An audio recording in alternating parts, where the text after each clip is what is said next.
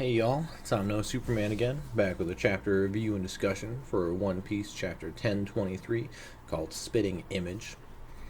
I say this all the time. I love this chapter. It's like the chapters just keep getting better, which every week I read the chapter, I don't think next week's chapter is going to be better, but it was. And I hope this trend continues, because holy shit. But yeah, this one starts out with a cover page of Vivi being shown with some little sparrows while Karoo looks jealous. Just nice and cute. And then we do just go right back into it. We got Zoro and Sanji standing over just the dust of where King and Queen fell to the floor. We do have Chopper being surprised that Zoro got healed, and the other doctor being worried about what happens later. It's just doubling down on the fact that it is not gonna be good at the end of this. But we just gotta wait and see. And then random beast pirate tries to take out Zoro. Kawamatsu saves him. Then him and Hyogoro are like, yeah, we can't let anyone else step into this fight. Friend or foe, they almost stay out of it, is roughly what they say. Because Zoro and Sanji are so locked in, no one else can interrupt them. And then we go to Marco, who's just looking on. And he has a little flashback to where he's talking to Whitebeard, talking about atop the red line where there used to be a land of gods, and them kind of hinting that that's where King comes from. And then Izo just comes on in and saves Marco because he was just spacing out on the battlefield, reminiscing. He tells Marco to wake up, and he's just like, come on, I was waiting for you to save me. And then he asks Izo if he believes in gods. And he just says, when did he turn into Pops when he's drunk? So this must have been something Whitebeard talked about a fair amount of times. Which is great. We don't get that much Whitebeard content anymore. Understandably so, but still. But Queen and King get up, and Queen's just like, we didn't even feel that. Y'all don't stand a chance against us. We're the calamities that protect Kaido. Referencing themselves and Jack, even though Jack's off fighting somebody else. It's like, sadly, when we do get to the Jack thing, he's kind of hints that Jack could beat and kill Inuarashi, potentially, and that would suck. But, who knows? But Zoro and Sanji dodge Queen's lasers. I don't think there's a name for them, just the lasers at that moment. Zoro asks Sanji what's up, and Sanji just says he feels odd after the second time he put on the raid suit, like maybe it's kind of affecting him a little bit. And he says, what, your eyebrow? And then Sanji just calls Zoro an idiot. But Zoro protects Sanji from King, saying you owe me one. And then Queen attacks Zoro, and Sanji protects him from Queen and says we're even. And Queen reminds Sanji that he thought all of Judge's kids were cyborgs, so he thinks Sanji's burning leg, the Diablo Jambe, is part of that. And Sanji's like, nah, I'm all human. And Queen's like, human doesn't burn like that, you ain't a Lunarian. And then it cuts right to King. So it's safe to say that is King's race, the burning tribe that was above the red line. I assume we'll get more information at some point, but it sounds cool. And something that I thought of is since it was shown that the Germa used their snail boat things to get over the red line, it could be that one of the times they were doing that, they ran into the Lunarians, the ones who lived above the red line, and he was able to steal that from them, like the DNA code or whatever it's called. There's a specific word for it that's used in the devil fruits and shit. Bloodline element.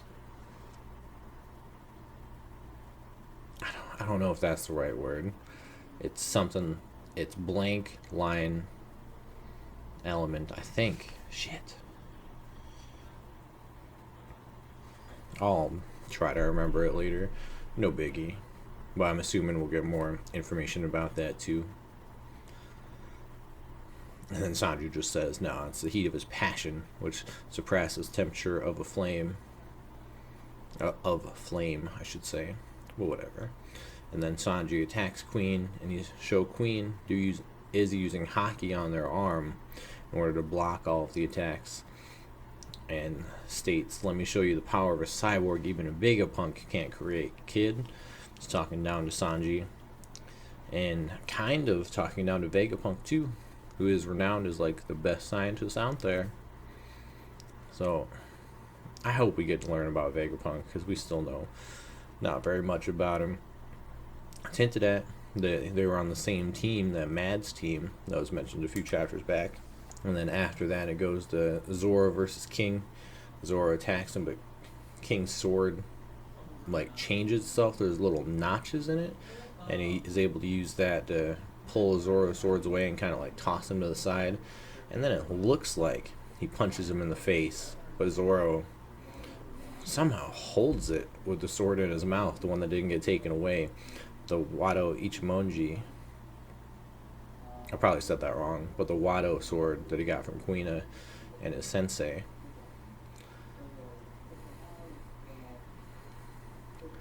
And then they do just talk about the fact that King's a killer machine, and King says he doesn't need a school or style in order to fight, right? And Zoro's like, nah, you don't, and you never did call yourself as a swordsman. And who knows, by the end of this, I might be tearing your throat out with my teeth. Anything to ensure I win this fight. It just showed that Zoro has like super strong jaw muscles, which we already knew, of course, because of his sword style. But this specific line goes back to the arc after Fishman Island, Punk Hazard, when Zoro saves Tashigi in that, I don't remember the name of the room, but it's Tashigi versus Monet, that snow woman. And then like Tashigi's losing the fight, and Zoro attacks Monet and cuts below her eye. And Monet's like, I thought you wouldn't hit a woman. And he's like, there are things out there I don't want to cut, but let me ask you. And Monet freezes and can't move. And he says, have you ever met a wild animal you were sure wouldn't bite? And he said, because I haven't. And then he ran and like cut Monet in half. And I love that scene. That scene was badass. And this goes back to it, in my opinion, at least, just because it mentions his teeth and whatnot. That was my first thought. But alright. Then we go back to Kawamatsu, talking with Boss Hyogoro, stating that when Hiyori told him that he was going to give Zoro Enma her father's sword, there was one reason he couldn't stop her. And that was because Zoro looks like Shimotsuki Ushimaru, the previous daimyo of Ringo. Which, as of now, I'm just assuming is being hinted at to be his dad. Like Zoro's dad, of course. Because apparently they have the same sword style. Or same style with the sword. I don't know. But it is stated that Lord Ushimaru was a direct descendant of the Shimotsuki Ryuma, the god of the blade. And since Zoro's the one who brought back Shusui, they think it could be fate at work. And then they dropped the bomb that Ryuma was also a one-eyed samurai. Basically, ever since the time skip, Zoro's eye, nothing's happened with it. There hasn't been a flashback, there hasn't been anything, we have no idea what's up. But now, stating Ryuma was a one-eyed samurai, because I never read Oda's little like side story called, I believe it was called Wanted, where it like talked about Ryuma and when he cut off the head of the dragon and stuff. So I don't know if in that story Ryuma is a one-eyed samurai. I'm not positive. And it is technically a different story, but aspects of it have been taken for One Piece. All we really know about Ryuma is he was the god of the blade, he used Shusui, cut off the head of a dragon, and his body and sword were stolen from Wano by Moria. years ago, which caused bad luck as the excuse or whatever it said. And they were on Thriller Bark, and the body was being brought to life by Brooks' shadow. And that was just a zombie, so it didn't have eyes, so there was no way to like tell that one eye was cut out or anything like that. But that's sick. Like, I'm looking forward to it. We'll come back to that. Alright, little interlude, I think is the right word, whatever. I just went back and watched the Zoro versus Ryuma fight where Zoro saves Brook. I mean, like, Frankie saves Brook, but then Zoro saves both of them by fighting Ryuma. For Ryuma, like his zombie, there's like a white cloth over his left eye, and then throughout the entire fight, it mainly only ever shows his right eye, and it's the only eye that moves. When it moves, the left eye doesn't move. So that means the fact that he is a one-eyed samurai was foreshadowed fucking 14 years ago, whenever Thriller Bark was. When the fuck was Thriller Bark? Okay, it may take me longer to figure that part out than I thought, but... And that little, the side story is called Monsters, and it does show that he has both eyes. So that may not matter. Maybe he lost his eye towards the end of it, I don't know. But for Thriller Bark, in a canon One Piece, he's only had one eye the entire time. And that, holy shit. Like, that blows my mind. Yeah, so he was introduced in chapter 448, which was March 2007. 14 and a half years ago. Holy fuck. Man, Oda's a god. But yeah, one eye the entire time. Unreal. But after that little revelation, we go to the treasure room, second floor, where it is Inuarashi versus Jack. It looks like Jack has Inuarashi on the back foot because he's just charging straight at him in his hybrid form, which I think looks kind of cool. He's just standing on 2 feet. It's just a big ass mammoth. That's what it looks like. And he does say he forgives him and his country for lying about the samurai. And Inuarashi just thinks, if we had handed over Aizo to die, we would be so ashamed, and we could never come back to Wano. And then he catches Jack's trunk and shoulder throws him out over where Ashura Doji died, actually. Just goes right on over him. And he just thinks back. I mean, he also says, every single day since the death of Lord Odin was another day closer to this moment of reckoning. And then there's a little flashback when he's on Zo being tortured by Jack. And then back to present, he's like, I always ask myself, are you still a samurai of Lord Odin? And then he turns into his Sulong form due to the hole in the roof, which surprises Jack. And then it shows the fact that where Ashura got blown up by that other stupid motherfucker, Conjuro.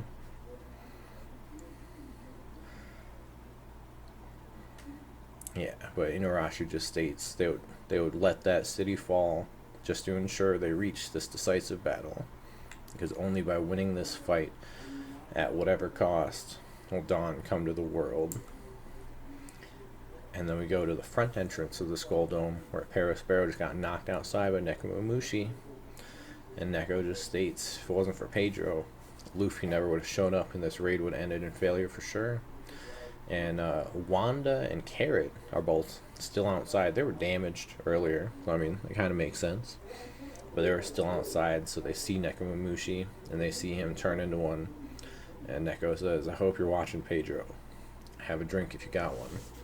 On that note, it is Oktoberfest time, so I would recommend it.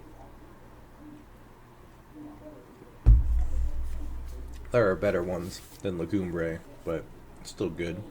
It's whatever. But yeah, Nekomamushi calls Perospero a lick spittle and says it'll be the last moon they ever see. And then we go to the castle's second floor, where we got Raizo versus Fukurokujo. And Fukurokujo's like, "You're following a child. How can you go through such a joke?" And Raizo's like, "You can't mock us. Everyone grows in life, and all of Wano will watch over Lord Momonosuke's growth. And we won't let the likes of you steal it."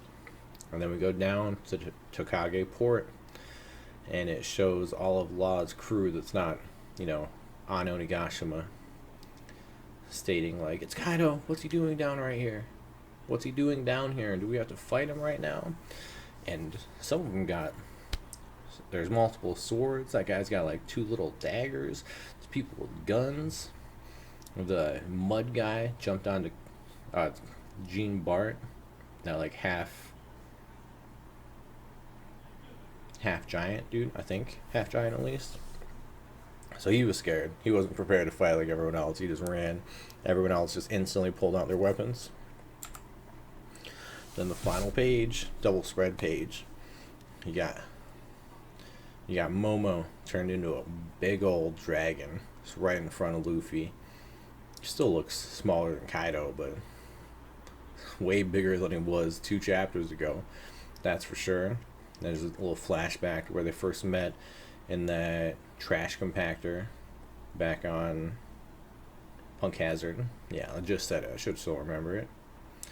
And he just calls out Momo. It's like, "Yeah, that's him." And everyone's shocked. "That's the same kid? What?" And you see Shinobu crying, saying by his request, he is now age 28, which means he is older than Hiyori.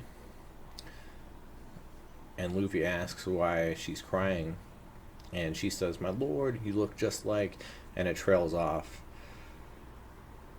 And Luffy's like, "Alright, Momo, let's go take back Wano."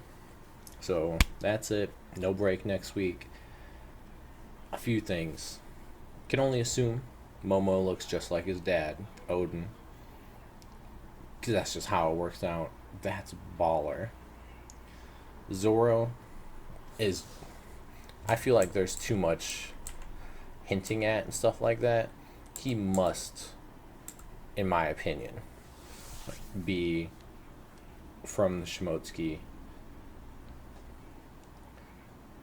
Ushimara. Like, that's either his dad or his uncle or his grandpa or some shit. Like, it just has to be, in my opinion. For Zorro, and since Shushui's been talked about and stuff like that, if it is confirmed that he is the descendant of the Ushimara clan, the Shimotsuki clan, then, and because Momo got aged, what I think is going to happen is Momo is going to get his father's other sword that I can't think of the name of. Hiyori is going to get Enma.